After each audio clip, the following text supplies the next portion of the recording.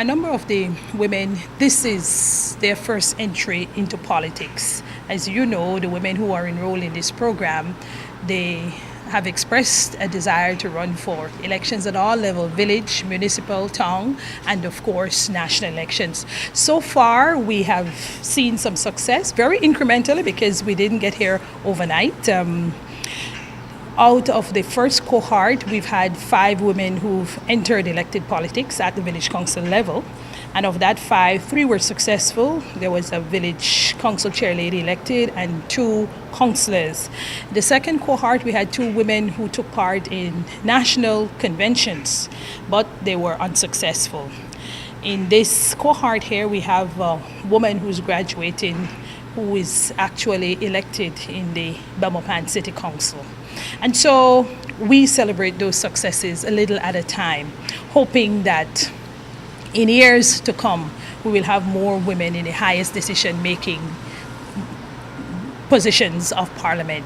I must congratulate the Prime Minister by saying that he's appointed 2 women into his cabinet.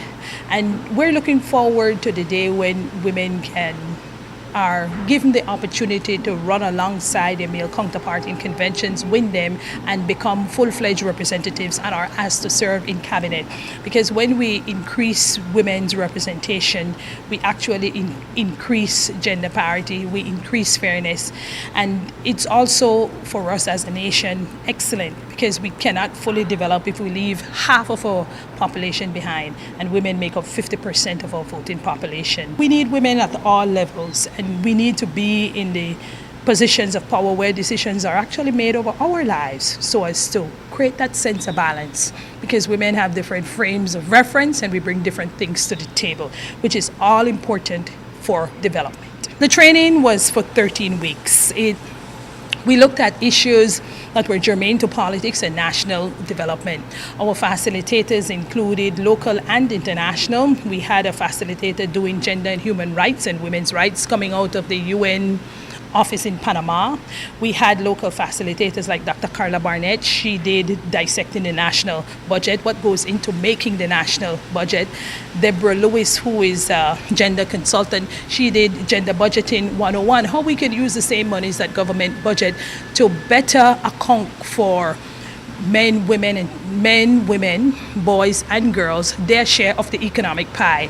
We looked at the different conventions Belize has signed on to and their implications for national development. Anita Cetina did that presentation.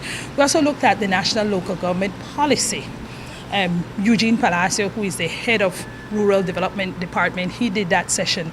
We gave the women an opportunity to hear what it's like to actually contest conventions and to have won and be in cabinet.